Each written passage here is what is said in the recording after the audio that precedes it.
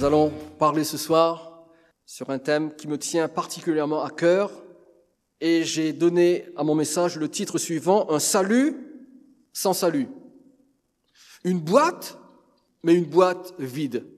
Une belle boîte, d'un blanc immaculé. Vous l'ouvrez, rien dedans. Un salut sans salut. Un titre provocateur qui peut éventuellement vous interpeller, vous vous demandez, mais ça veut dire quoi? Un salut sans salut, ça veut dire quoi? Vous allez le découvrir. J'aurais pu intituler ce message « Un salut incomplet » parce que c'est de ce danger dont j'aimerais vous parler. Voyez-vous, mes chers amis, il est possible de faire l'expérience d'un salut qui ne change rien à notre éternité, qui n'a aucun impact sur notre au-delà. En d'autres termes, nous pouvons goûter à une œuvre de salut de la part de Dieu, mais ce sera un salut qui ne met pas un terme à la condamnation éternelle. Ce qui veut tout simplement dire que je peux faire l'expérience d'un salut qui ne m'empêchera pas d'aller en enfer. Or, vous le savez, en tout cas, je le dis publiquement ce soir, je suis extrêmement concerné par le salut de votre âme. Que vous réussissiez dans la vie, que vous ayez des diplômes, beaucoup de réussite professionnelle, un beau mari, une belle épouse, je vous le souhaite, mais c'est pas réellement ce qui m'intéresse moi personnellement. Ce qui m'intéresse, c'est que vous soyez réellement sauvés. C'est au-delà du fait que vous soyez présent à l'église, que vous veniez au culte, c'est une bonne chose, mais je voudrais que vous alliez plus loin que simplement venir à un culte ou venir à une église, mais que vous puissiez penser au salut de votre âme. Je le répète, rien, absolument rien n'est plus important que le salut de votre âme. Et je ne voudrais pas que vous vous trompiez à ce sujet. Et il est de ma responsabilité en tant que prédicateur de l'Évangile de vous prêcher la complète vérité de l'Évangile afin que vous soyez certains que votre salut n'est pas un salut incomplet, mais que ce soit un vrai salut, un salut complet.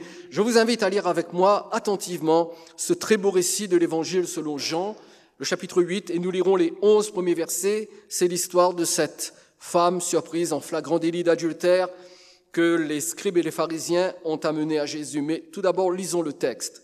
Jésus se rendit à la montagne des Oliviers. Mais dès le matin, il alla de nouveau dans le temple, et tout le peuple vint à lui. S'étant assis, il les enseignait. Alors les scribes et les pharisiens amenèrent une femme surprise en adultère. Et, la plaçant au milieu du peuple, ils dirent à Jésus, « Maître, cette femme a été surprise en flagrant délit d'adultère. Moïse, dans la loi, nous a ordonné de lapider de telles femmes. Toi donc, que dis-tu » Il disait cela pour l'éprouver, afin de pouvoir l'accuser. Mais Jésus, s'étant baissé, écrivait avec le doigt sur la terre. Comme il continuait de l'interroger, il se releva et leur dit « Que celui de vous qui est sans péché jette le premier la pierre contre elle. » Et s'étant de nouveau baissé, il écrivait sur la terre. Quand ils entendirent cela, accusés par leur conscience, ils se retirèrent un à un, depuis les plus âgés jusqu'au dernier. Et Jésus resta seul avec la femme qui était là au milieu. Alors, s'étant relevé, et ne voyant plus que la femme, Jésus lui dit, « Femme, où sont ceux qui t'accusaient? Personne ne t'a-t-il condamné ?» Elle répondit, « Non, Seigneur. » Et Jésus lui dit, « Je ne te condamne pas non plus, va et ne pêche plus. » Il est important de comprendre ce qui se passe réellement ici dans ce texte. Comme à son habitude, lorsque Jésus se trouve à Jérusalem, il se rend au temple et il se met à enseigner la foule. Et cet enseignement, Jésus le donnait dans le parvis extérieur, c'est-à-dire le parvis qui était ouvert à tout le monde. Et comme c'était un endroit public, il était facile pour ses adversaires de se mêler à la foule et d'essayer de lui tendre des pièges en lui posant des questions dont le but n'était pas d'obtenir une réponse juste, mais le but était de le discréditer. En d'autres termes, c'était des questions pièges. Et dans notre texte, justement, il y a des scribes. Alors, qu'est-ce qu'un scribe? Un scribe, c'est un spécialiste de la loi. Nous dirions aujourd'hui, c'est un théologien. Les scribes et les pharisiens, ce sont des religieux très légalistes, voire même très mystiques. Donc, les scribes et les pharisiens, profitant de cet espace public réunissant une grande foule, amènent une femme coupable d'adultère pour lui demander ce qu'il pense de la sentence ordonnée par la loi de Moïse, à savoir la mise à mort par lapidation. On ne rigolait pas avec la loi de Moïse. Lorsqu'une personne était coupable d'adultère, elle était tout simplement mise à mort par lapidation. Et justement, il est intéressant d'examiner le texte de l'Ancien Testament sur lequel s'appuient ces scribes et ces pharisiens pour condamner cette femme qui était vraiment coupable. Elle a été surprise en flagrant délit d'adultère. Ce n'était pas juste une rumeur, elle a été prise sur le fait. Alors, lisons le texte. Regardez avec moi Deutéronome chapitre 22 et nous lisons du verset 22 au verset 25. La loi de Moïse déclare, « Si l'on trouve un homme couché avec une femme mariée, donc il y a bien adultère, la femme est mariée, ils mourront tous deux, l'homme qui a couché avec la femme et la femme aussi. Tu ôteras ainsi le mal du milieu d'Israël. Si une jeune fille vierge est fiancée et qu'un homme la rencontre dans la ville et couche avec elle, vous les amènerez tous deux à la porte de la ville, vous les lapiderez et ils mourront, la jeune fille pour n'avoir pas crié dans la ville, et l'homme pour avoir déshonoré la femme de son prochain. Tu ôteras ainsi le mal du milieu de toi. Mais si c'est dans les champs que cet homme rencontre la jeune femme fiancée, lui fait violence et couche avec elle, l'homme qui aura couché avec elle sera seul puni de mort. » Dans ce texte, il y a 3 cas spécifiques de relations sexuelles illicites, de relations sexuelles coupables. Et les 3 cas sont les suivants. Une femme mariée et un homme. Une vierge fiancée et un homme. Et enfin, troisièmement, une fiancée qu'un homme force à coucher avec lui. Alors, si la vierge fiancée, le deuxième cas, et la femme mariée, le premier cas, sont concernés par l'adultère, c'est parce que, voyez-vous, à cette époque, les fiançailles étaient aussi légales qu'un mariage. En fait, la seule différence à cette époque entre le mariage et les fiançailles, c'est que pendant les fiançailles, il n'y avait pas de relation sexuelle. C'était la seule différence. Mais légalement parlant, les fiancés étaient aussi unis que les mariés. Donc, si une fiancée couchait avec un autre homme, c'était un cas d'adultère. Elle était censée être vierge, n'avoir jamais couché avec son fiancé, bien sûr, mais si on la surprenait avec un autre homme, eh bien, c'était un véritable adultère et elle était coupable. Mais la différence dans ces 3 cas, c'est la nature consentante du rapport sexuel dans les 2 premiers cas. Parce que dans les 2 premiers cas, la femme mariée couche avec l'homme, elle est consentante. Dans le deuxième cas, eh bien, la jeune fille, elle aussi, elle est consentante, puisque le texte précise, elle n'a pas crié, alors que ça s'est passé dans la ville. Elle aurait pu très bien crier au secours, mais elle ne l'a pas fait. Donc, elle était consentante. Et la différence, justement, c'est la nature consentante du rapport sexuel dans les 2 premiers cas et l'usage de la force dans le troisième, ce qui correspond davantage à un viol qu'à un adultère. Dans les 2 premiers cas, il y a adultère parce qu'il y a consentement mutuel, mais dans le dernier cas, il n'y a pas adultère. Dans le dernier cas, il y a viol. Et ce qu'il faut noter, c'est que dans les 3 cas, la peine de mort est prononcée.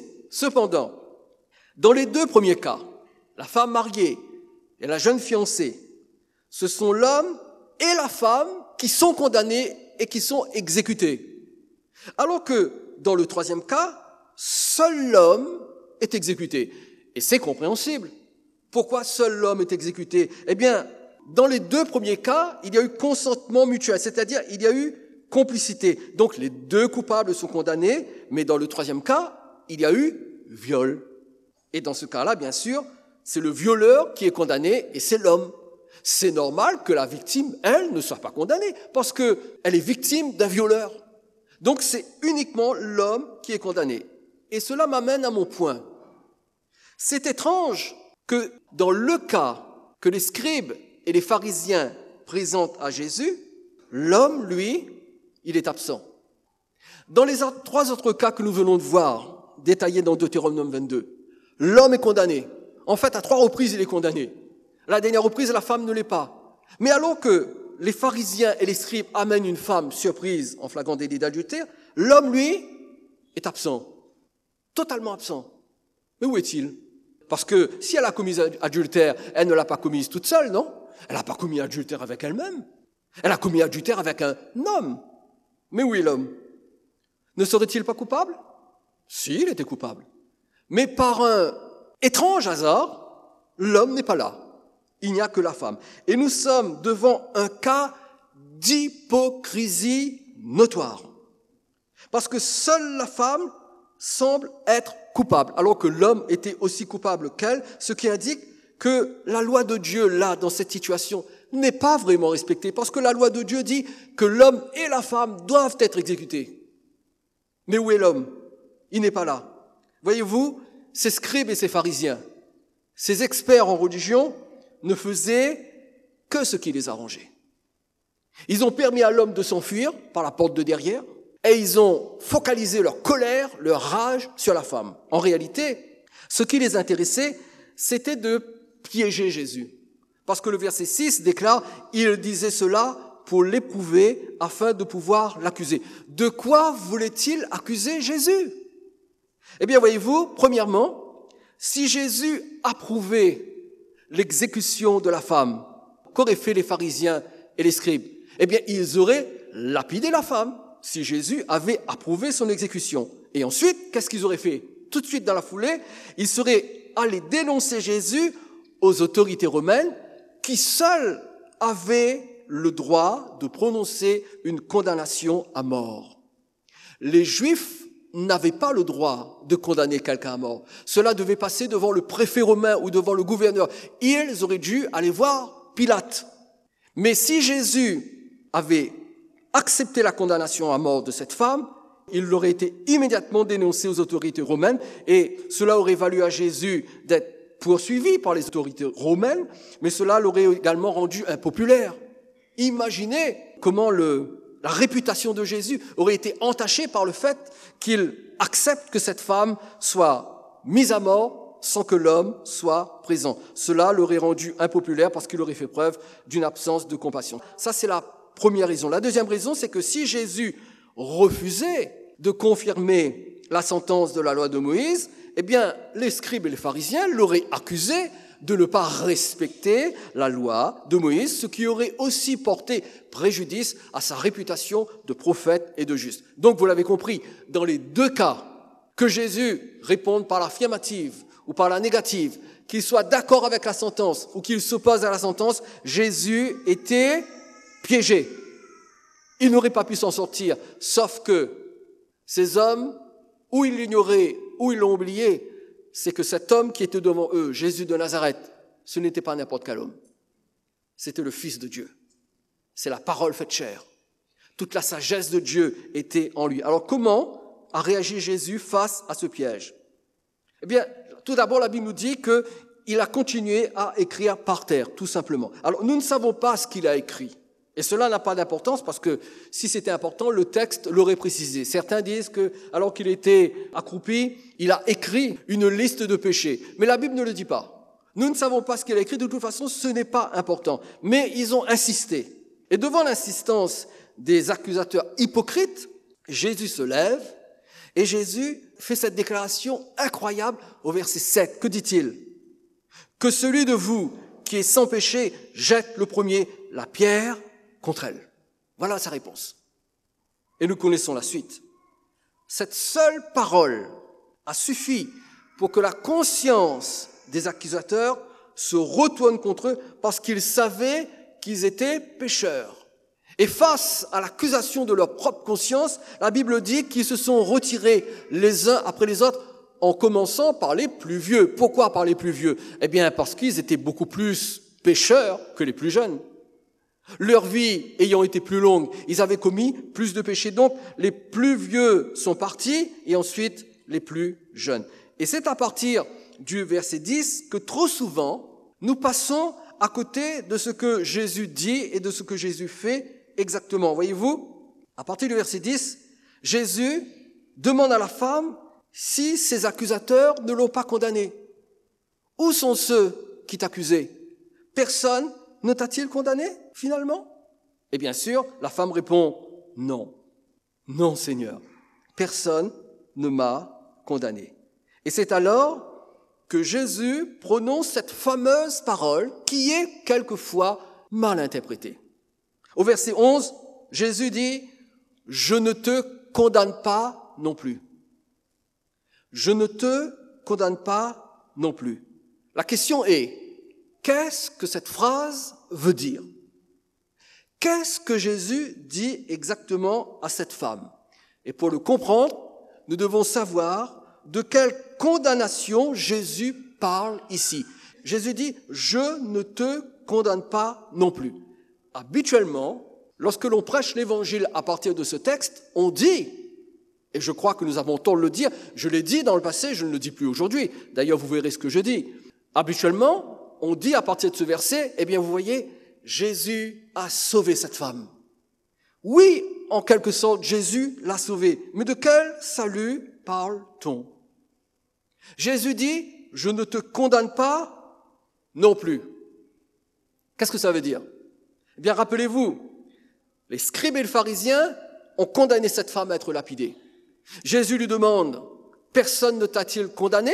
En d'autres termes, personne n'a exécuté la sentence de lapidation contre toi, comme c'est prévu dans la loi de Moïse? Et elle a répondu, non, personne ne m'a condamné, personne ne m'a exécuté. Jésus répond, eh bien, je ne te condamne pas non plus. En d'autres termes, Jésus parle de la même condamnation que celle des scribes et des pharisiens. Cette condamnation qu'il voulait prononcer contre cette femme, à savoir une condamnation à la lapidation. Et quand Jésus dit « je ne te condamne pas non plus », il veut simplement dire « moi non plus, je ne te condamne pas à être lapidé. Je te déclare pardonné de ton adultère, d'autant plus que l'homme aussi coupable que toi n'est pas là. Alors, comme les autres, comme ces scribes, comme ces pharisiens, je ne te condamne pas non plus. Je te pardonne pour ton adultère.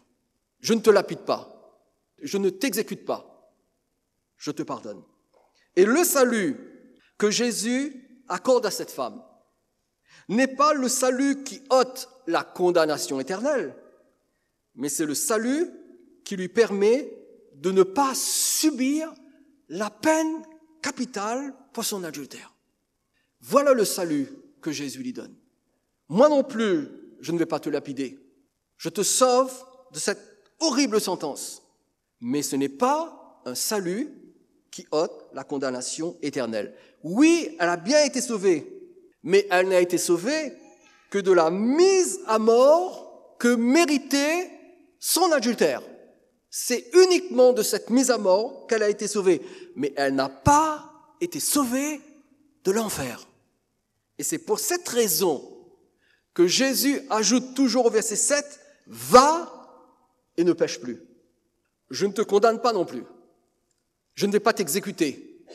Je ne vais pas te lapider. Je ne vais pas te tuer physiquement. Mais va et ne pêche plus. » Et voyez-vous, cette parole de Jésus est importante parce qu'elle indique que Jésus adresse, en fait, ici, dans cette parole, Jésus adresse à cette femme un appel au salut de son âme.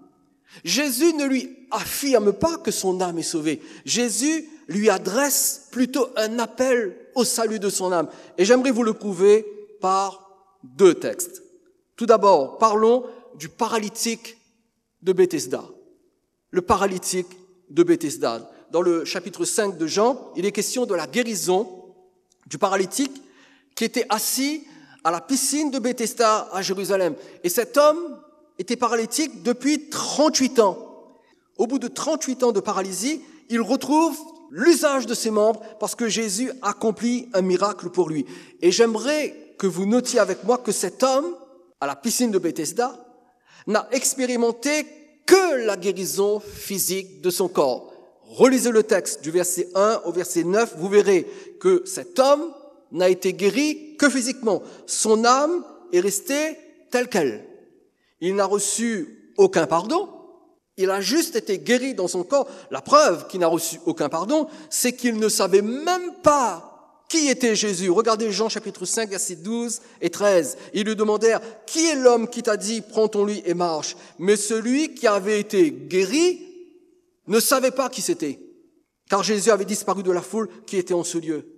S'il avait été pardonné, s'il avait fait une rencontre avec Jésus, où Jésus lui avait donné le pardon de ses péchés, quelque chose se serait passé dans son âme et il aurait su qui était Jésus. Mais il ne savait même pas qui était Jésus. Pourquoi ? Parce qu'il n'a expérimenté qu'un miracle, un miracle de guérison pour son corps. Mais son âme n'a pas été touchée. Son corps a été guéri, mais son âme est restée telle qu'elle. Et la suite du récit indique justement que Jésus va offrir à cet homme plus que la seule guérison de son corps. Jésus va l'inviter au salut de son âme en prononçant les mêmes mots que ceux adressés à la femme adultère. Regardez le verset 14 avec moi, Jean chapitre 5, verset 14. Depuis, Jésus le trouva dans le temple et lui dit, « Voici, tu as été guéri, ne pêche plus. » Ce sont les mêmes paroles qu'il a dit à la femme adultère, vous vous souvenez ?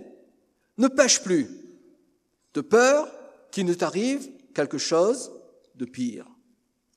Jésus lui dit exactement la même chose.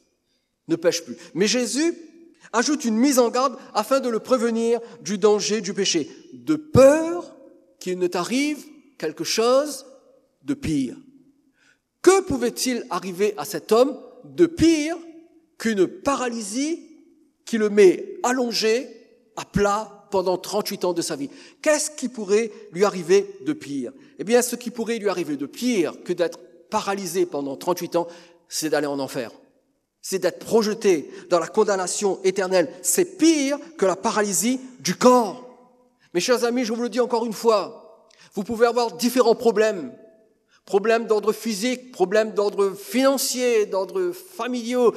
Peu importe la nature de vos problèmes, mais aucun problème n'est pire qu'une âme qui n'est pas sauvée.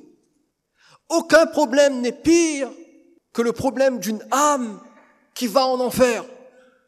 En ce moment, vous vivez votre vie et je l'espère tranquillement. Vous êtes bénis, je l'espère, je le souhaite de tout cœur et je prie pour que vous soyez bénis. Mais mes amis, ne vous arrêtez pas à là. Soyez sûrs que votre âme est sauvée, que vous allez bien au ciel avec le Seigneur et non pas dans l'enfer où votre corps et votre esprit et votre âme souffriront pour l'éternité. Et de façon indirecte mais bien réelle, Jésus invite cet homme à être délivré du cycle de l'esclavage du péché qui mène en enfer. Il lui dit, ne pêche plus, de peur qu'il ne t'arrive quelque chose de pire. Ce salut qui met fin au cycle de l'esclavage du péché commence par le pardon des péchés, justement, et se poursuit par la sanctification. Donc, de manière indirecte, Jésus était en train de dire à cet homme, « Mon ami, tu as été guéri, mais sais-tu qu'il peut t'arriver quelque chose de pire que cette paralysie de 38 ans ? Il peut t'arriver quelque chose de beaucoup plus terrible. Tu peux te retrouver en enfer, alors ne pêche plus, ne pêche plus. » Et cet homme a dû être, en tout cas aurait dû être interpellé dans sa conscience, que je ne pêche plus, mais comment est-ce que je peux faire pour ne plus pécher ? J'ai besoin d'une puissance plus forte que ma volonté, parce que ma volonté de ne plus pécher ne suffit pas. J'ai besoin de quelque chose d'autre pour ne plus pécher. Et cet homme a dû être interpellé, en tout cas je l'espère, mais cet homme n'a pas saisi l'occasion. Et il ne dépasse pas le simple salut de son corps pour aller jusqu'au salut de son âme, parce que la suite du texte nous montre sa réaction. Verset 15. Cet homme s'en alla et annonça aux Juifs que c'était Jésus qu'il avait quoi ? Guéri. Il se contente de témoigner de sa guérison. Belle guérison, magnifique miracle. mais il s'est arrêté à ce miracle de guérison. Son seul témoignage, c'était « Jésus m'a guéri. Jésus m'a guéri. » Mais il ne pouvait pas dire « Jésus m'a sauvé » parce qu'il n'était pas sauvé dans son âme. Il a reçu, oui, un salut, mais un salut qui n'a touché que son corps. Mais son âme, elle, n'a pas changé. Et pourtant, Jésus lui a adressé un appel indirect. Ne pêche plus. Ne pêche plus. En d'autres termes, viens à moi. Je vais changer ton cœur. Je vais te donner un cœur nouveau pour que tu ne pêches plus, pour qu'il ne t'arrive pas quelque chose de pire. Et il n'y a aucune relation spirituelle de salut entre cet homme guéri et Jésus. Oui, il a vécu un salut, mais pas celui de son âme, uniquement celui de son corps, qui, je vous le rappelle, est un salut provisoire. Votre corps peut être guéri par la puissance de Dieu, et c'est un magnifique salut, mais ce sera quand même un salut provisoire. Vous devez avoir le salut éternel de votre âme.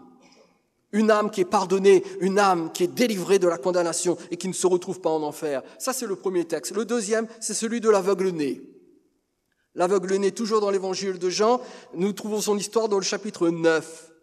Et nous avons le récit de la guérison d'un homme qui était aveugle de naissance. Et encore une fois, comme pour le paralytique, le miracle ne concerne que le corps. Le miracle que cet homme expérimente ne touche pas son âme. Elle ne touche que son corps. Et comme pour le paralytique de Bethesda, eh bien Jésus va être séparé de l'aveugle qu'il vient de guérir. Mais un peu plus tard, il le retrouve et il profite de l'occasion pour lui offrir davantage que la guérison de son corps. Regardez avec moi Jean chapitre 9, versets 35 à 38. Jésus apprit qu'il l'avait chassé et l'ayant rencontré, il lui dit « Crois-tu au Fils de Dieu ?» Il répondit « Et qui est-il, Seigneur, pour que je croie en lui ?» « Tu l'as vu, lui dit Jésus, et celui qui te parle, c'est lui. » Et il dit « Je crois, Seigneur. » Et il l'adora.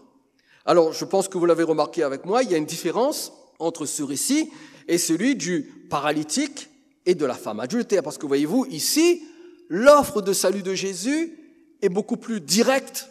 La question du verset 35 le prouve. « Crois-tu au Fils de Dieu ?»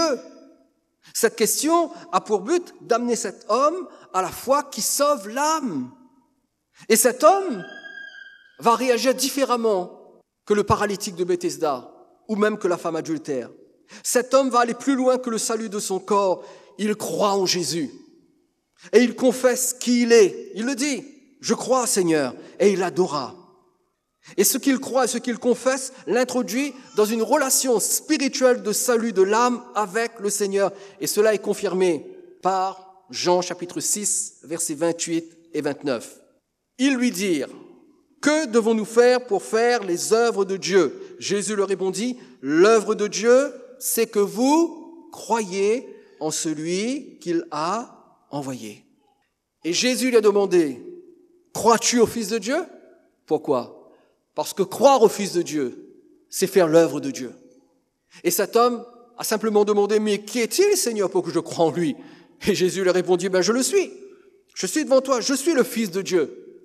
Je suis le Fils de Dieu. Je crois, Seigneur. Et il l'adora. Et cet homme a expérimenté ce que Jésus dit ici. Il a cru en celui que Dieu a envoyé. Et il est entré dans une relation de salut de l'âme avec le Seigneur. Alors pourquoi l'offre de salut de Jésus était plus directe pour l'aveugle né que pour le paralytique de Bethesda ou pour la femme adultère? Nous ne le savons pas. Mais une chose est sûre, l'offre était bien réelle. Mais revenons à la femme adultère. Quand Jésus a dit à la femme adultère, « Va et ne pêche plus », cela signifie, mets de l'ordre dans ta vie. Je ne te lapide pas pour ton adultère. Je ne te condamne pas pour ton adultère. En d'autres termes, je te pardonne pour ton adultère. Mais mets de l'ordre dans ta vie. Sois sauvé de tes péchés. Abandonne tes péchés. Parce que si tu ne le fais pas, tu es perdu. Et il t'arrivera quelque chose de bien plus pire que d'être lapidé.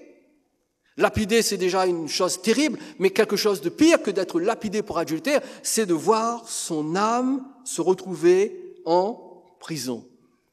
Mais cette femme a vraiment connu un salut, mais elle a connu un salut sans salut. Il n'en tenait qu'à elle de venir à Jésus dans la repentance pour être sauvée de l'enfer. Le texte ne nous dit pas si elle a fait cette démarche. En fait, il semblerait qu'elle ne l'ait pas faite. Elle n'a rien dit, elle n'a rien ajouté. Elle était tellement contente de ce salut qu'elle venait d'obtenir. Quel salut? Le salut de son corps. Elle n'a pas été lapidée.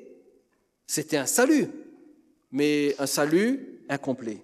Alors, il faut savoir que le mot salut dans le Nouveau Testament signifie pardonner, délivrer, guérir, protéger.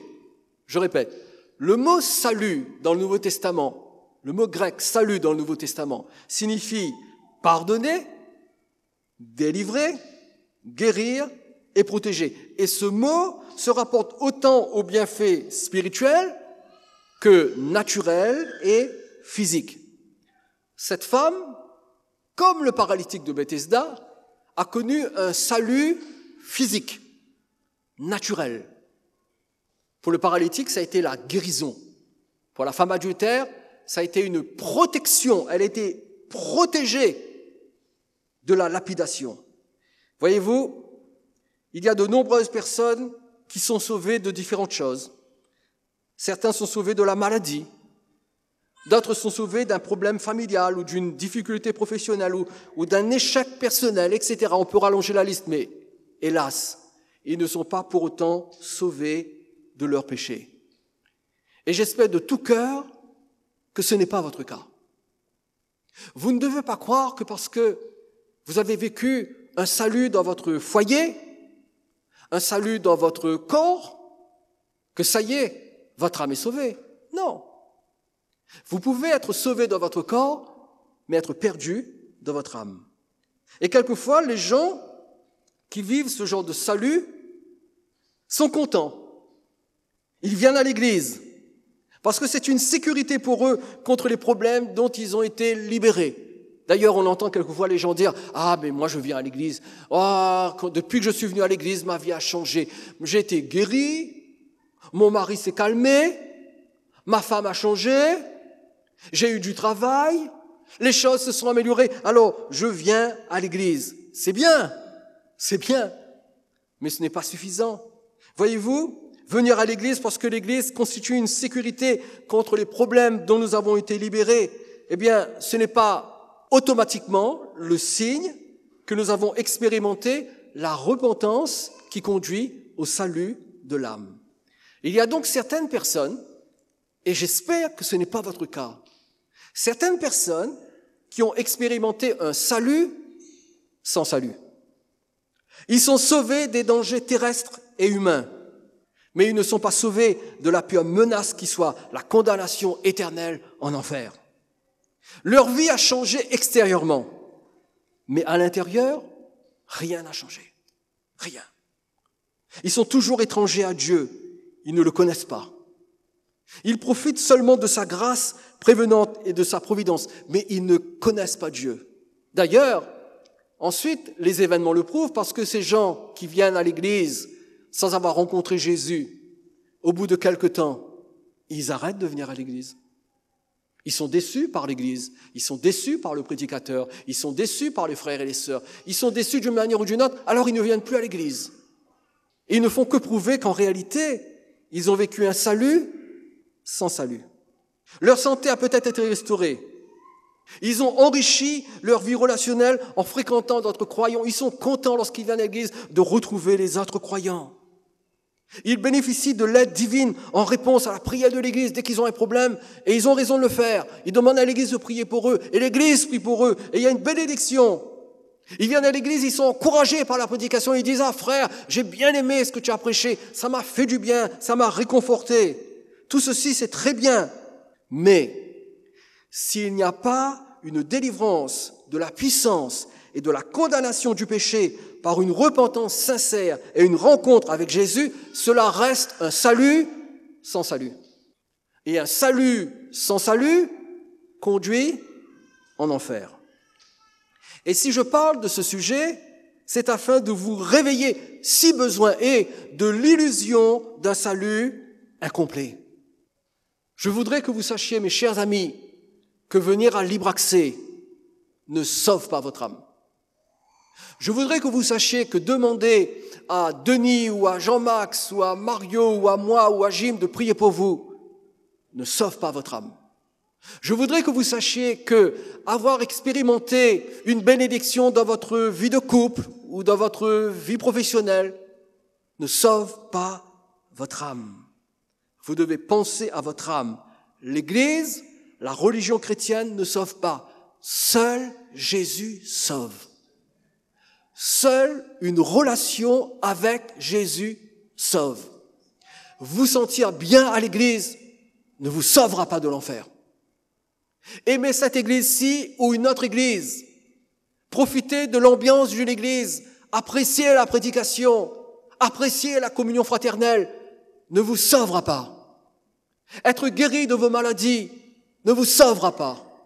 Vous êtes peut-être sauvé dans votre corps malade, sauvé dans votre vie relationnelle, mais si votre âme n'est pas sauvée, vous irez en enfer. Paul dit dans 2 Corinthiens 35, « Examinez-vous vous-même pour savoir si vous êtes dans la foi. Éprouvez-vous vous-même. Ne reconnaissez-vous pas que Jésus-Christ est en vous, à moins peut-être que vous ne soyez réprouvés ?» Et Paul dit, examinez-vous vous-même. Éprouvez-vous vous-même. Parce que voyez-vous, si nous ne le faisons pas nous-mêmes, le Seigneur le fera pour nous. Et comment il va le faire? Il va susciter des situations et des événements qui montreront notre vrai visage, qui dévoileront notre cœur. Et à un moment donné, face aux circonstances et aux événements de la vie, nous allons manifester le fait que justement, nous ne sommes pas unis à Jésus parce que nous finirons par abandonner l'Église, abandonner la foi, ou alors nous allons changer d'Église pour aller dans une autre Église, pour aller encore dans une autre Église, et pour aller encore dans une autre Église. Vous connaissez ce genre de chrétiens qui font la tournée des Églises? Et au bout du compte, plus aucune Église ne leur convient. Pourquoi? La raison, ce n'est pas que l'Église est mauvaise, bien sûr que l'Église est imparfaite. La raison, c'est que la relation avec Jésus n'est pas correcte, elle n'est pas profonde, elle n'est peut-être pas vraie. C'est une illusion. Alors Paul dit, examinez-vous vous-même. Examinez ce que vous vivez en rapport avec votre spiritualité. Soyez certains que Jésus-Christ est en vous, soyez sûrs de cela. Soyez sûrs que vous êtes sauvés. L'apôtre Paul dit même, je traite durement mon corps, afin de ne pas être disqualifié après avoir prêché aux autres. Alors nous devons nous examiner. D'ailleurs, à ce sujet, je vous invite à visionner nos vidéos sur YouTube. Nous avons une série qui s'intitule « Les 10 preuves de votre salut ». Les 10 preuves de votre salut. Vous allez sur notre chaîne Libre Accès sur YouTube, vous cliquez sur l'onglet « Playlist » et vous allez trouver toutes les séries que nous avons enseignées. Et il y a une série, justement, qui s'intitule « Les 10 preuves de votre salut ». Écoutez ces prédications. Il y en a 10. Écoutez-les et vous allez découvrir si oui ou non vous êtes sauvés. Alors quelqu'un dira, ah mais là vous me faites peur là, je suis venu à l'église, vous me faites douter de mon salut. Je préfère que vous doutiez de votre salut jusqu'à ce que vous soyez sûr d'être sauvés, plutôt que vous croyez être sauvés tout en ne l'étant pas. Pour ensuite vous retrouver en enfer. La Bible dit que nous les prédicateurs, nous devons rendre compte de vos âmes. Ça ne veut pas dire que nous sommes responsables de votre vie chrétienne. Non, chacun est responsable pour soi. Mais je suis responsable de vous dire la vérité pour que vous sachiez quelle décision prendre par rapport à Jésus-Christ. Alors ce soir, je vous le dis, ne vous contentez pas d'un salut sans salut. Soyez entièrement, soyez parfaitement sauvés pour l'éternité. Soyez-en sûrs, absolument certains. Ne vous arrêtez pas à une magnifique bénédiction que vous avez reçue. Votre âme est-elle reliée à Jésus? Votre âme aspire-t-elle à la sainteté? Votre âme aspire-t-elle à la relation, à la communion avec Jésus? Votre âme s'éloigne-t-elle de plus en plus du monde et des choses de ce monde pour s'attacher encore plus à Jésus? C'est ainsi que l'on reconnaît si l'âme est sauvée. Je voudrais qu'un jour, nous soyons tous debout si, par la grâce de Dieu, Jésus revient chercher l'Église avant que nous ayons atteint la fin de notre vie terrestre. Et si Jésus vient rechercher son Église, eh bien que nous soyons debout et que nous soyons enlevés avec lui. Jésus n'enlèvera pas ceux qui ont un salut sans salut. Certains lui diront ce jour-là, mais Seigneur, n'avons-nous pas prophétisé en ton nom? N'avons-nous pas accompli des miracles en ton nom? Seigneur, on était dans une bonne église charismatique, on a fait plein de choses. Et Jésus leur dira, je ne vous ai jamais connu. Vous ne trouvez pas que ce sont des paroles qui font peur? Vous vous rendez compte? Je ne vous ai jamais connu. Jésus le dira à ceux qui se sont crus sauvés, qui avaient éventuellement expérimenté un salut, mais sans salut. C'était un salut incomplet. Que Dieu nous aide tous à être honnêtes, à ne pas nous voiler la face vis-à-vis de notre relation avec Jésus. Soyez certains, mes chers amis, que vous êtes sauvés.